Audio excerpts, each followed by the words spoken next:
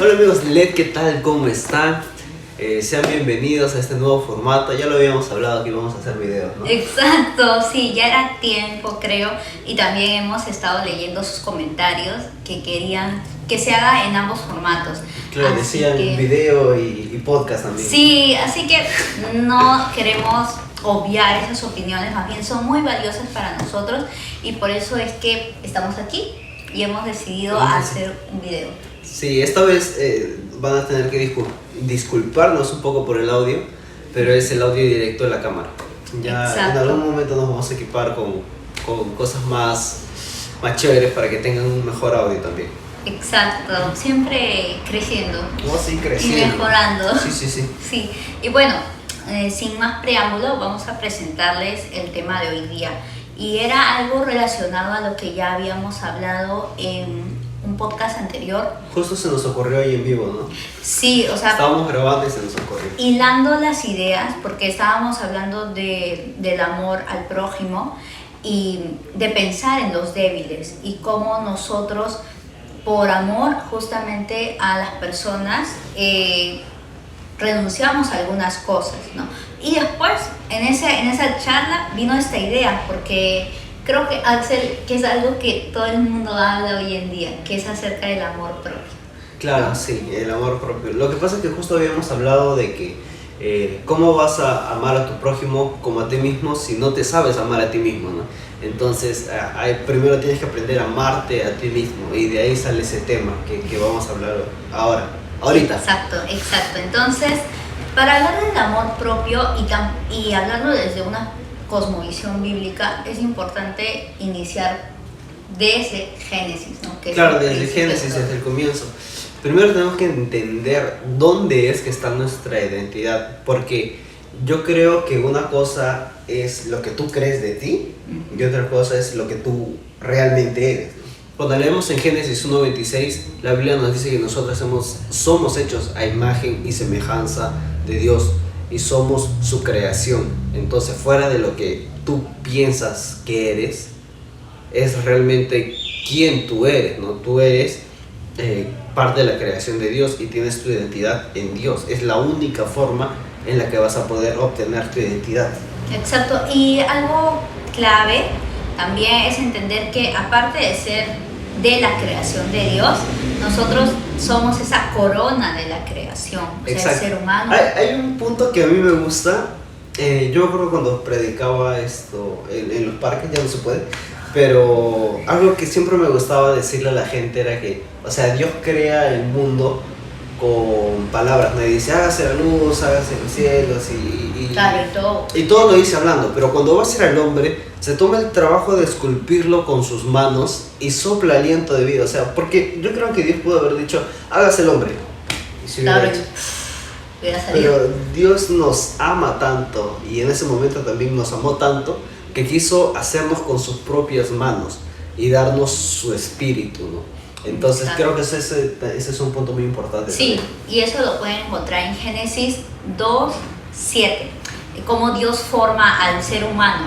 Y también al momento de crear a la mujer, también se toma ese tiempo para formarla, ¿no? De una manera sumamente distinta. Entonces, primer punto, nosotros somos imagen y semejanza de Dios. Exacto. Nuestra identidad parte de ahí, de que tenemos ese sello divino.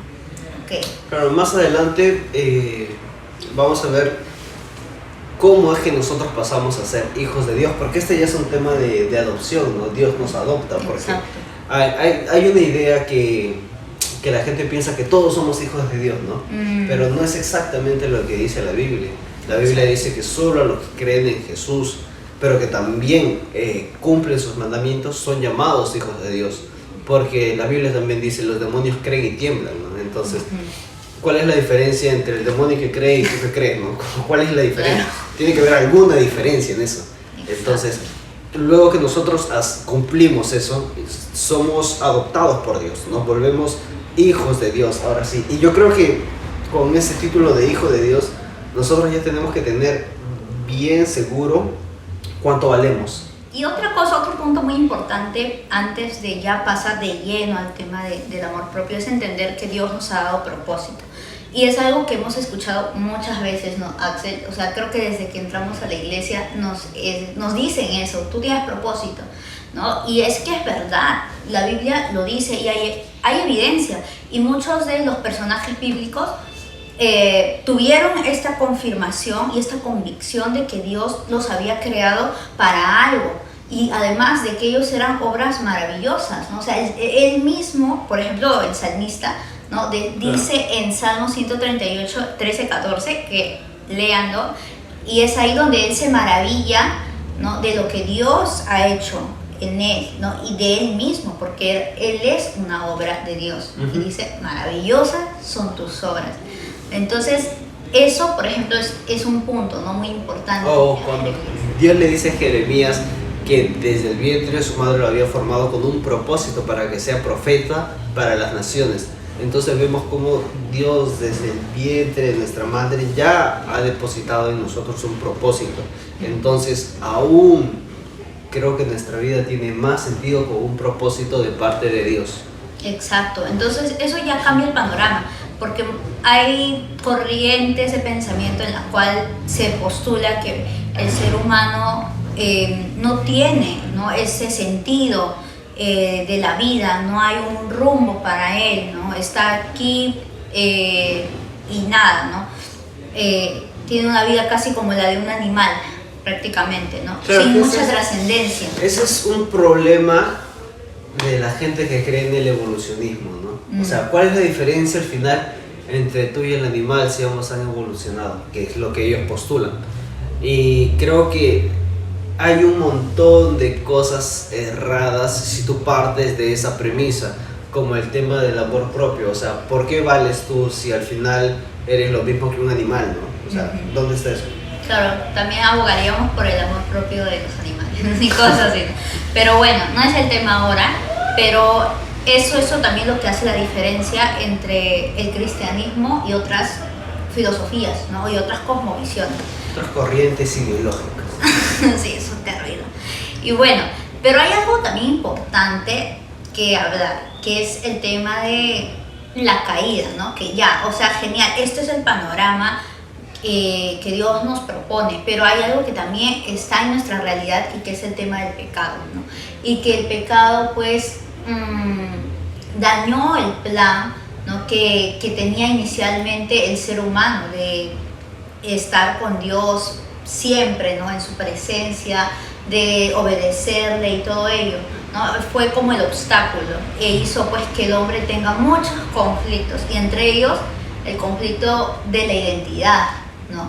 Y el ser humano por el pecado se cuestiona también el tema de quién es, porque ya Dios no es ese centro para él, ¿no? Dios es quitado y hay toda una confusión en el hombre. Entonces eso es algo que nosotros arrastramos por pecado original, ¿no? Y tenemos ese conflicto, no sabemos a quién pertenecemos, tenemos conflictos de nuestra valía, ¿no? Pensamos que somos o menos o más, ¿no? De lo que deberíamos pensar, ¿no? Entonces es algo a lo que nos enfrentamos todos, ¿no? Y eso ataca obviamente el amor que tendríamos que tener también hacia nosotros, ¿no? Y cómo nos deberíamos tratar. Yo acabo de recordar este versículo que dice que Satanás solo viene a matar, robar y destruir.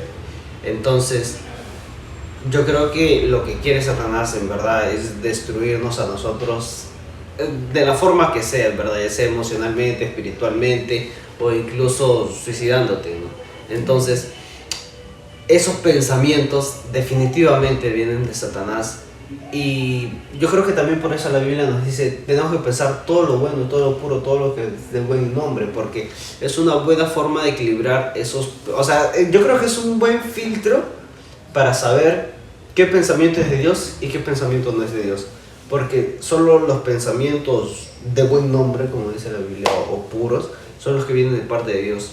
Y exacto, tenemos que saber identificar esos pensamientos. Y algo que me vino a la mente justamente cuando decías esto, es eso, aplicarlo a ti, ¿no? O sea, pensar todo lo bueno y desechar esos pensamientos, por ejemplo, que vienen, ¿no?, a uno y lo hacen sentir como que no vale nada, ¿no? Desmereciendo el valor que Dios te ha dado. O sea, no negamos que nosotros no somos perfectos, claro, no lo somos. No negamos que también somos indignos de la gracia de Dios y de todo lo que Él nos da, pero también es parte de la realidad todo lo que hemos dicho. Tenemos valor, tenemos propósito, y en Dios nosotros podemos encaminar nuestro propósito y podemos redescubrir esa identidad y esa dignidad que Dios nos ha dado, ¿no?, claro, desde el inicio. Es que somos redimidos. Yo creo que una vez que Dios nos redime, o Cristo nos redime con su muerte en la cruz, nosotros ya cambiamos completamente el panorama, porque antes andábamos, como dice la Biblia, con ese velo en los ojos, ¿no? Con esa, éramos ciegos, no podíamos ver. Entonces, una vez que somos redimidos por la sangre de Cristo, esa venda se nos desprende de los ojos, y ya es donde podemos entender y reconocer cuál es nuestra identidad verdadera. Yo creo que este tema del amor propio, de saber dónde está nuestra identidad, es muy importante que muchos cristianos lo sepan, porque conozco de casos de cristianos que les cuesta un poco todavía este tema de luchar con sus pensamientos, sentimientos de inferioridad, pero es muy importante, como decíamos al comienzo, saber dónde es que está nuestra identidad. O sea, lo vuelvo a repetir lo que dije al comienzo, es muy diferente quién tú crees que eres a quién en verdad eres, ¿no? Exacto. Y algo que también es importante dentro del caminar con Cristo, no es algo que quizás se dé automáticamente, sino que, por ejemplo, si es algo con lo que tú estás luchando bastante, que es el tema de tu identidad, va a ser algo progresivo en el que tú vas aprendiendo. Mientras vas conectándote más con Dios, conociéndolo más, recibiendo de su amor, ¿no?, y eso va llenando todos los vacíos de tu ser, ¿no? También tú vas creciendo en esa forma de verte, ¿no? Y vas afirmando esa identidad que Dios te dio, ¿no? Y vas redescubriendo lo mejor. Es un proceso largo, como dices, y aparte en el camino uno se topa con cosas que nunca antes había experimentado. Y a mí me pasó, por ejemplo, que yo nunca había tenido cierto tipo de conflictos emocionales o pensamientos, y de la nada me sentí así como que turbado de pensamientos de inferioridad o cosas así. Y yo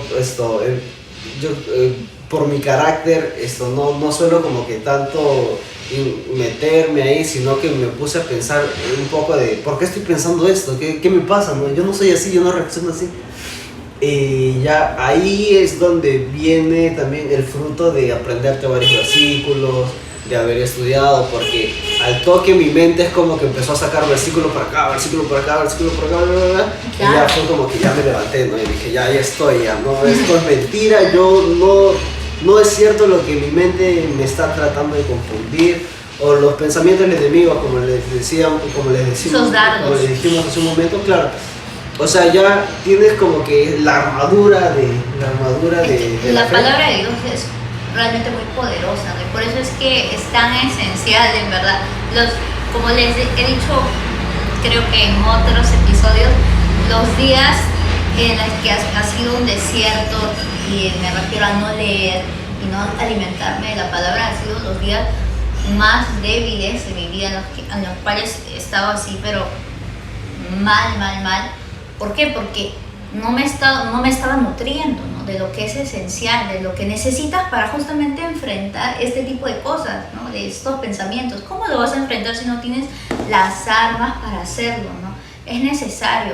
Y bueno, pues creo que aún podríamos hablar mucho más de esto. Yo creo que para ya resumirlo y dejarlo acá terminado, algo que me gustaría decir es que bueno, tienen que estudiar mucho la Biblia, la palabra de Dios, porque de hecho como es la palabra de Dios, una vez que ustedes lo entiendan y puedan creerlo en sus vidas, les va a servir muchísimo. Y también para lo que les dije, cuando vengan esos pensamientos que no son de Dios, ustedes automáticamente van a tener versículos a la mano y decir cómo puedo contrarrestar todos estos pensamientos. Es como ceñirte de la armadura que Dios te ha dado, ¿no?